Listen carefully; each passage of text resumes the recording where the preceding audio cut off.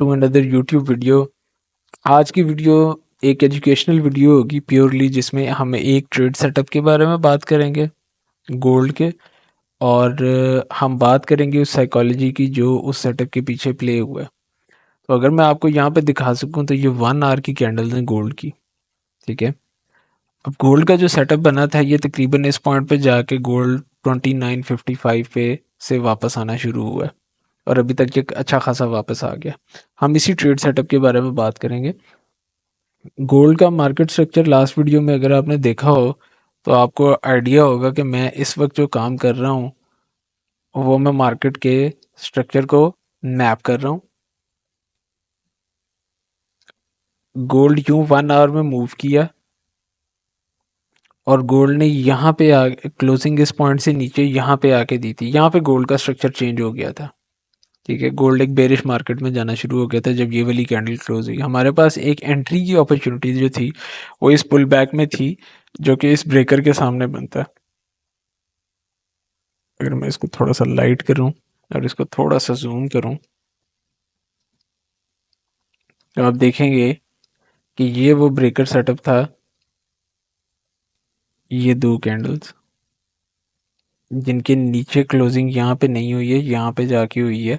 ये ब्रेकर में दोबारा प्राइस ने पुल बैक किया और प्राइस नीचे गई है और ये वाले लो को भी ले गई है। So this was a very fine setup. अगर हम इस ब्रेकर के मिड में अपना ऑर्डर लगाएं शॉर्ट पोजीशन का तो ये तकरीबन यहाँ पे ट्रिगर होती है पहली बार। This would have been our risk. Breaker से बाहर हमारा स्टॉप लॉस और टेक प्रॉफिट जो है वो नेक्स्ट लिक्विडिटी का लेवल।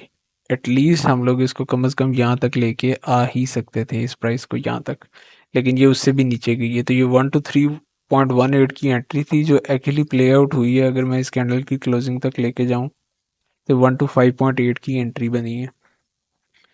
अच्छा, ये हो गई उस एंट्री की बात जो स्ट्रक्चर चेंज होने के बाद आपने पकड़ी। ये बात है ट्यूसडे 25 फरवरी की, जहाँ पे एंट्री ट्रिगर हुई है। साइकोलॉजी की जो second part of this video की बात है वो ये है कि इस सेटअप को तैयार होने में कितना टाइम लगा और इस सेटअप को प्ले आउट होने में कितना टाइम लगा।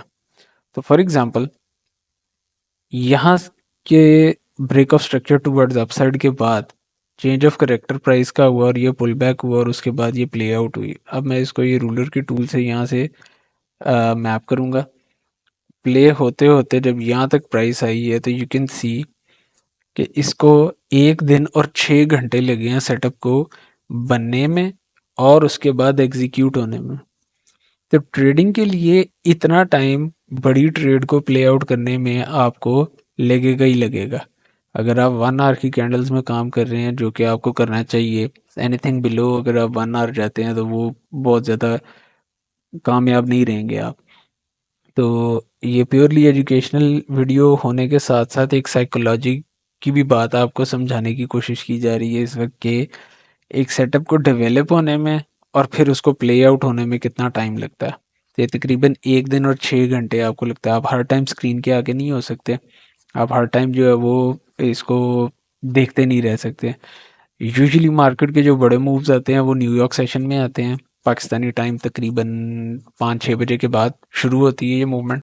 और दूसरी इम्पोर्टेंट बात ये है कि जैसे मैंने अभी आपको दिखाया कि 1 दिन और 6 घंटे सेटअप को बनने में और प्ले आउट होने में लगे हैं।